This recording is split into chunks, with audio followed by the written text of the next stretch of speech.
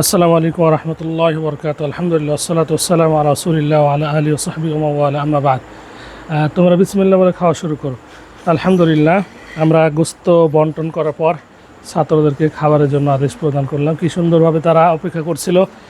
হ্যাঁ, আলহামদুলিল্লাহ, বিশেষ করে আমেরিকা প্রবাসী আল ভাই এবং তার ফ্যামিলির পক্ষ থেকে যে কোরবানি এই বছর করা হয়েছে, তারই গোস্ত আলহামদুলিল্লাহ ইতিপূর্বে খাওয়ানো হয়েছে, আজকেও খাওয়ানো হচ্ছে। আজকের গোস্তের মধ্যে সম্পূর্ণ কলিজা ছিল।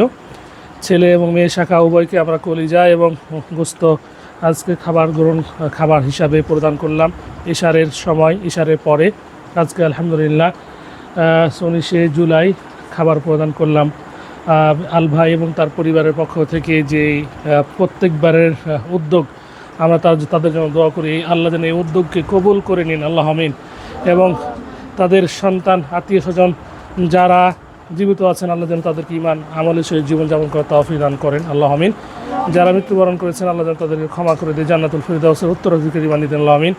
আল মুক্তাফি বিল্লাহ আল ভাই আলহামদুলিল্লাহ অর্থনৈতিক সমস্যার মধ্যে থাকা সত্ত্বেও তিনি এই ছাত্রদেরকে, এতিম অসহায়কে তিনি ভালোবেসে খাবার প্রদান করেন।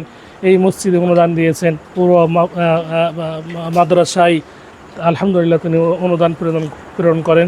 তার আত্মীয় স্বজনের মাধ্যমে, তার বন্ধুবান্ধবের মাধ্যমে তিনি এই প্রতিষ্ঠানে হাল ধরে আছেন। আমরা তার জন্য বিশেষ করে দোয়া করছি, আল্লাহ যেন তার রিজিকে উত্তম বারাকা দান করেন, আল্লাহ আমিন।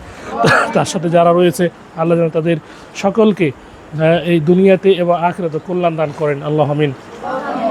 এতিম মিসকিন যারা প্রতিপালন করে, আল্লাহ সুবহানাহু ওয়া তাআলার হাবিব রাসূল সাল্লাল্লাহু আলাইহি সাল্লাম যে পুরস্কার ঘোষণা করেছেন, আল্লাহ যেন তাদেরকে পরিপূর্ণ দান করেন। আমাদের আল মুক্তাফি বিল্লাহ তিনি এতিম প্রতিপালন করেন, তার সাথে আরও অনেকেই এতিম প্রতিপালন করেন। আল্লাহ যেন তাদেরকে রাসূলুল্লাহ সাল্লাল্লাহু আলাইহি সাল্লামের সাথে জান্নাতে বসবাস করা তৌফিক দান করেন, আমিন।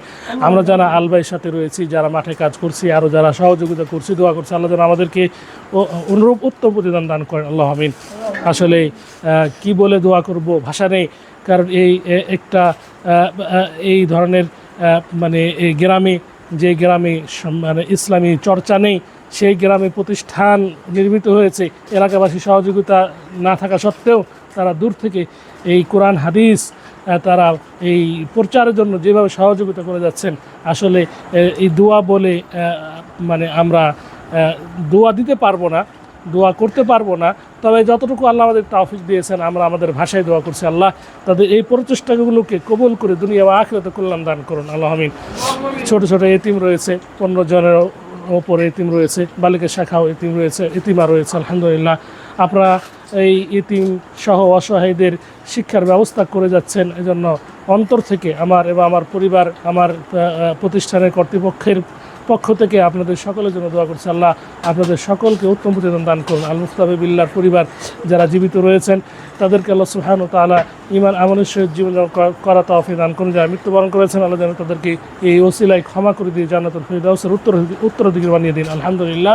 তিনি আল মুস্তাফি বিল্লাহ তিনি তার ফ্যামিলি এবং অন্যান্য দিনী ভাইদের কাছ থেকে অনুদান নিয়ে তিনি এই ধরনের প্রতিষ্ঠানে হাল ধরে আছেন।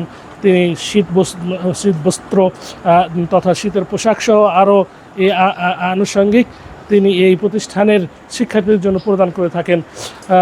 একটি দোয়া করব, আল্লাহ সুবহানাহু ওয়া তাআলা তার যেন এই অনুদানগুলোকে কবুল করে দুনিয়া এবং আখিরাতে সুখীময় জীবনযাপন করার তৌফিক দান করেন, আল্লাহ আমিন।